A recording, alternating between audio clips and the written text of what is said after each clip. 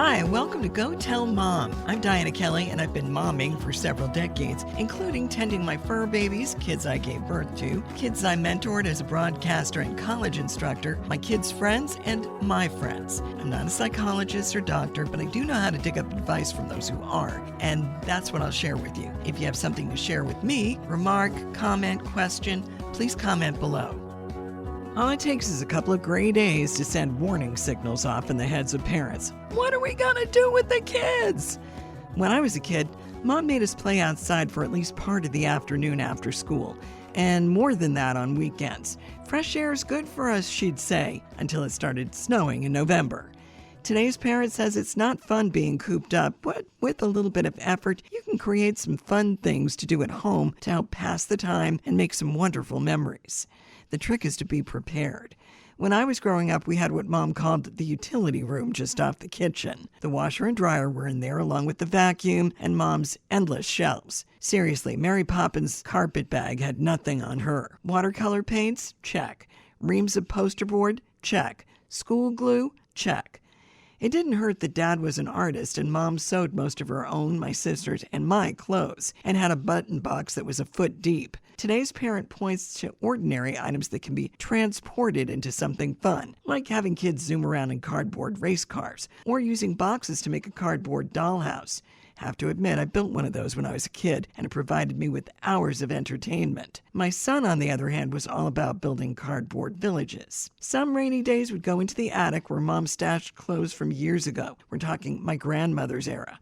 We had petticoats, funky hats, Dad's Letterman jacket, even Halloween costumes Mom had made. And wigs, and what Mom called her hooker shoes. It was hilarious. We'd dress up and play characters and had a great time. I suppose if you did it now, you'd have to post pictures or videos on social media, which would be really fun. Or just create your own movie night and add popcorn. You might want to use a rainy day to strengthen communication with your kids, and we don't mean with chores. Happy Mom Hacks suggests making up games to play with the kids. It's a great way to start a conversation with them. Go around the table and see what each of you would rather do. Then find out why your crew would rather eat a worm instead of a beetle. Or play Minute to Win It with games and activities that need to be completed in 1 minute. Maybe have a prize or make a crown that the winner gets to wear. If you're loaded up with board games in your closet, and we always were, now's the time to get into that massive Monopoly game or a Scrabble marathon. I swear, part of my kids' extensive vocabulary was built with those tiles. When I moved a couple of years ago, I realized I left a lot of those games behind. So I went to Goodwill and to thrift stores and restocked. We break them out every holiday. With younger kids, creating indoor treasure hunts can be fun. Make up clues and hide small prizes around the house. Happy Mom Hacks suggest escape room games where kids read a thrilling story while they try to solve puzzles and complete challenges to escape the room. Or read books together as a family. Each family member can take turns picking a book to read aloud. Get really dramatic with the stories. Tracy Bressler, the crazy outdoor mama, adds there's something to be said for finding ways to make lemonade out of lemons, or actually finding fun things to do in the rain or the snow. My mom would send us out in the snow when we were just seeming to have a little too much energy to stay inside. We'd build snow forts and ice castles and stage snowball battles. If precipitation's milder, Stacy suggests doing some mud art, using mud as paint. Just don't put it on the fridge afterwards. Or leapfrog between puddles, or do a rainy day scavenger hunt, where you have to find items like rain on a leaf, or a worm, or something that floats in a puddle. I've always been a gardener, and for me the best time to plant is in the rain. Get the kids in the action, and hose them off after they plant their favorite flowers in the goop. Of course, there's only so much time you can spend outside when the weather's nasty. It's always fun to come inside and warm up with hot chocolate, or buy baking cookies and have another family bonding moment. Just make sure everyone understands about the need for baking mittens. Coming up next, I'll be joined by my friend and colleague Sheri Waltz, who's the queen of planning for the unexpected. we're talking about kids being stuck inside. I don't know about you, but when mine were little, they had all sorts of gadgets they play on and all that, but they also liked board games, and we'd be playing a ton of board games when they were inside so they wouldn't be bored. But I think it's really a good time to break out the imagination and do something fun. What do you think? Oh, definitely. I mean, I'm not a very competitive person, so games were never a strong point on my end personally, but we did a lot of arts and crafts. So when it was too wet or too snowy or too hot or too cold, right. Exactly. we did a lot of arts and crafts, and we made a lot of things. And of course, just being a hoarder that I am, I would always have a ton of craft supplies and a ton of things that we could just pull out and do. And I'd always save, different things that would be really good to do someday. Yeah. And then I kind of had a someday folder, type of thing. Yes. And I would be able to pull it out. That was before the advent of Pinterest and all those other wonderful boards that would have been so fabulous to have with little kids. I know. But I would pull things from the magazines that I would subscribe to, and I had a little folder set up of things that, of course, I would have all the stuff to do. And then we would do those things. We had a utility room growing up. I grew up in this old house. It was built in 1917. So there's a utility room that was off of the kitchen, and the washer and dryer were in there. But Mom would store not just the vacuum and the ironing board, but she also had, and my dad loved building stuff. So this was great. She a whole bunch of shelves that she would put for her arts and crafts stuff, because Mom was really into crafty things, but she also sewed a lot. So we had a button box that was like a foot deep. And, we'd be digging through that on rainy days and doing something creative, arts and crafts. And she had baskets all over the place with things and my dad was an artist. So we'd have all kinds of paints. My dad would once in a while get one of those sketch pads for us. So we each had one to do things on, and he encouraged us to do artsy stuff too. So we'd have a day that we'd be sketching stuff, and and lots of Elmer's glue. Always had Elmer's glue. So we'd be gluing buttons to things too. We'd sketch something and glue a button or glue some sort of bugle bead or something on there that came from Mom's box. But it was fun. I mean, it was really a creative thing for us to do. And generally we didn't get in fights when we did that. We might get in fights over Monopoly, but not when we were doing something like that. Yeah, like I said, we weren't big on the board games. One year my sister for Christmas gave us, those plastic rolling carts that have all the drawers, and she filled it all with different arts and supplies, so from glitter to things to glue, pom-poms, pipe cleaners, just every drawer. And then again, this was Pinterest and all that. So, and then it was like a book of 101 arts and crafts things to do. And it was just really nice. It was such a great gift. It really was. And all contained, and everything had containers and had a place, and it was really nice. I still have it to this day, although most of the stuff in there now isn't necessarily what she originally put in there. But, things have changed a little bit, but I still have kept a lot of the stuff that she has, given us over the time in there. It was just a really good gift because it was on wheels, and we could just wheel it out and be like, okay. And then we'd open up the book, and it would be like, okay, which one, find what you want to do, and do that. And so that worked out really well. Yeah, that's always fun to have something like that. We would do things. Actually, my mother would send us outside sometimes during bad weather because she was big into this outdoors thing, and I think it was just to get us out of her hair. But, we'd have to be outside for at least an hour. That was her thing, fresh air and all that, even in the snow. So we'd go out there, and we would be building snow forts and snow castles and all that. And, of course, that would lead to a snowball fight.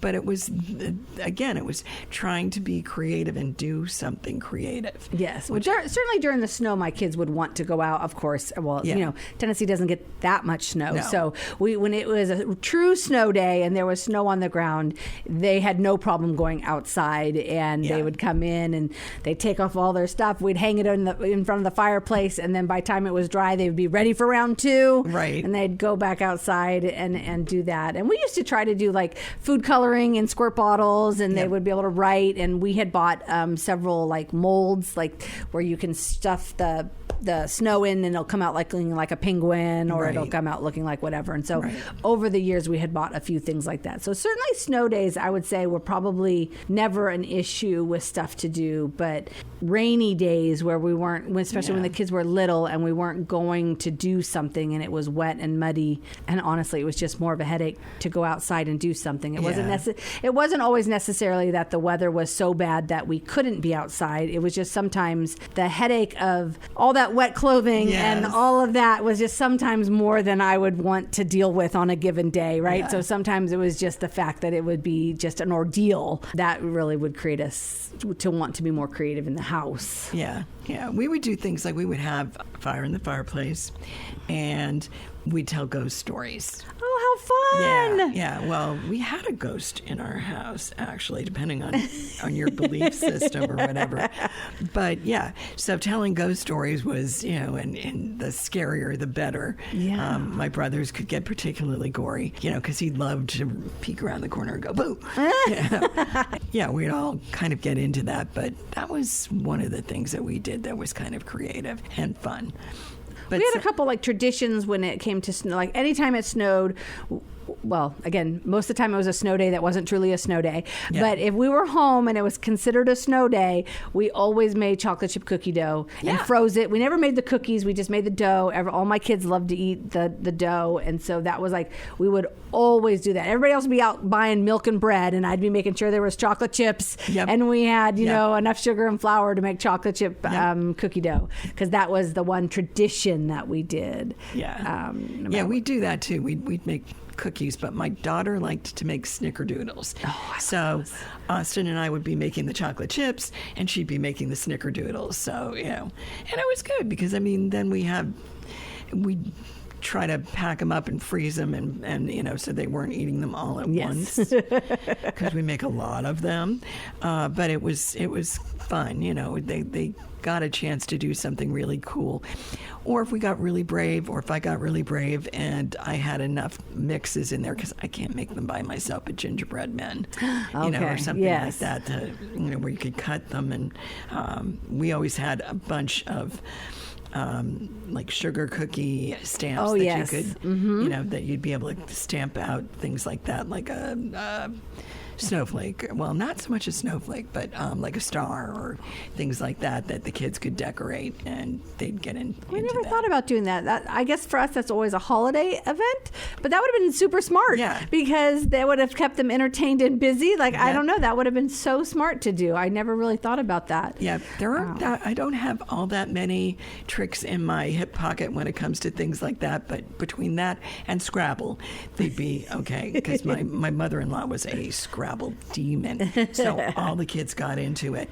And it was one of those things that it wasn't like you would be doing something mean to each other. You were just trying to build off of each other, which I thought was kind of cool. Yeah. And I swear my kids developed a really good vocabulary just by I would imagine Scrabble, so. Yeah. And they do it quite a bit. And my mother-in-law used to say that. She's like, ever since I got into Scrabble, this is something that, I look in books now like I'm playing mine. You're like, that's a good word. Yeah, I'm going to remember that one. Exactly. She would do that, which I always thought was funny. But yeah, and the kids would really get into that. They'd think that was fun and not going to beat you over the head because, you bought Park Place. Yes. Kind of fun. But yeah. Because, they would play Monopoly, but Monopoly has always been that game that we try not to play too often, because it gets rather, let's just put it this way, people aren't always in the best mood after they play it. I can't play that game. It is too long. I don't have the patience or the focus for a game that is that long. So we never played that one. No. I think it was harder when the kids were in middle school, maybe early high school, because then they wanted to be on their devices. Right. And and then to spend 8 hours on your phone or your Game Boy, depending on what year they were, was difficult. What happens when everything's out, when the power's out and all that? So, that's when we pull out everything else. Of course, you can't do the baking thing, right? But you can do the fireplace and the, that kind of thing. And when I was a kid, we had an old-fashioned popcorn popper, so to put one of those over the fireplace was kind of cool. Which I think my dad sold at a yard sale or something like that later on after we got bored with it. But yeah, I mean, those kind of things are always fun. And I look out for those whenever I'm at a thrift store or an antique place or something like that. I'm looking for one of those old fashioned popcorn poppers because I think it would be fun. The next time the kids are around for the holidays, we could always do that. Do something like that. Yeah, that would be fun. But I think it's just, I don't know. I think it's trying to be creative. At one point, before the kids were in high school, they were really into reading. And so when we would get into fall, we would always go to McKay's, the half-off bookstore, and they would buy books that I knew they wouldn't be reading during the school year because they don't have time. Right. But if we had a down day, they would have something to do. And I really tried to encourage them not to spend all their time in their room because I was bored. I wanted something to do too. But more importantly, I was always worried about just them being on their device all day. But when they were little, it was, I guess, harder, but also more fun. So it was a split. It was harder to keep them entertained because they were looking at me to be the entertainment director, about what was happening.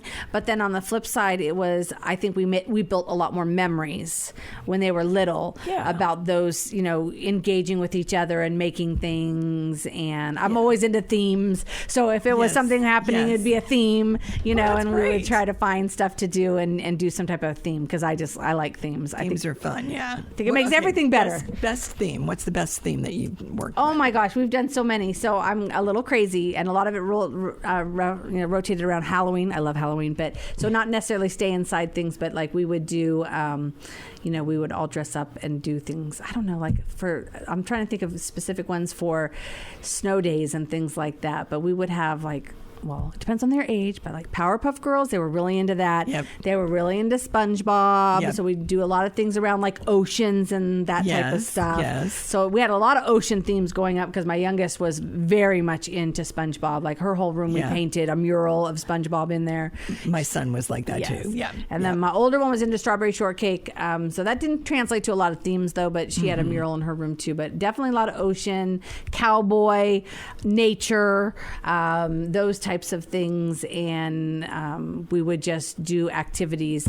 Of course, bingo was always a big one because I would bring out M&Ms and then they could eat, M&Ms as they were playing bingo and use those as the bingo markers. So I would say that there was kind of a traditional, what we would do. There's always coloring pages as long as there was power. You could print things off of the internet. So you could always have coloring pages. You could always do bingo. You could always do a word search. Right.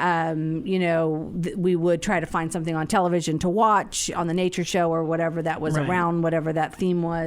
Oh, that's cool. If the power's out, then all bets are off. And then it's, it's whatever. Unless you have a generator, which very few of us do. So. I didn't have one. But that's great. I mean, I wouldn't have thought of themes, but that's a great idea to be able to have a particular theme for a particular activity. Yeah, very cool. And then of course, you have the appropriate refreshments with that theme. So yes, of course. And again, it just depends on if we had time to plan for whatever was happening. Especially usually in Tennessee, a few days in advance if bad weather's coming, and we can anticipate that whether we get the weather or not, they're probably going to be home because they're going to cancel school no matter what. So there were things that we could think up ahead of time that we were prepared for. Yeah, although we did get a stray thunderstorm over the weekend that nobody was expecting. So, I mean, you can't always be prepared. But again, having stuff stashed in your cubbies and all that to be able to pull out when the kids are faced with inclement weather and a prevention of plans to go outside and do something fun outside. It's good to have something like that. Yeah. And sometimes you can even just think of places, depending how bad the weather truly is, but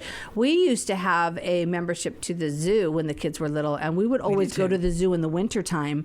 So, and mostly a lot of the animals were put away, but the bug area and the bird aviation areas, those were all open, and it was warm, it was indoors. Yep. So as long as it wasn't bad weather, you could drive on the roads and all of that, that, then we used to spend a lot of those days at the zoo going to those parts of the zoo that were indoors. Yeah. And there was a lot of things that you could do around that, Yeah, our kids liked the zoo too when they were little. Not so much now. It's like, I'll suggest that we go to the zoo if we've got a free weekend. No, really, Mom? Okay, fine. I know you're in your 20s now, so yeah. But it's always good to be able to come up with something that not only keeps them entertained, but creates memories in the future. Yes. Yeah. And like I said, I think it was a lot easier to do that when they were little, a little harder as they got older, just because they were more torn with being on their phone and, looking at Instagram or whatever. Yeah, the internet, the evil internet. Exactly. Well, and even then, and when they started driving, again, if the weather wasn't that bad, they would usually go to a friend's house and spend the day at a friend's house, or a friend would come over sometimes, but usually they would go somewhere if it was truly just a day off because there was snow somewhere. Yeah. It just wasn't by us. Yeah, exactly. Thank you, Sheri. I knew you'd have some creative ideas for dealing with kids stuck inside. Hey, thanks for listening to this episode of Go Tell Mom, where we chew on stuff that you talk about with your mom, or maybe not. I'm Dianna Kelly. If there's something you want brought up, something you want to add, comment below, and I'll be back next week.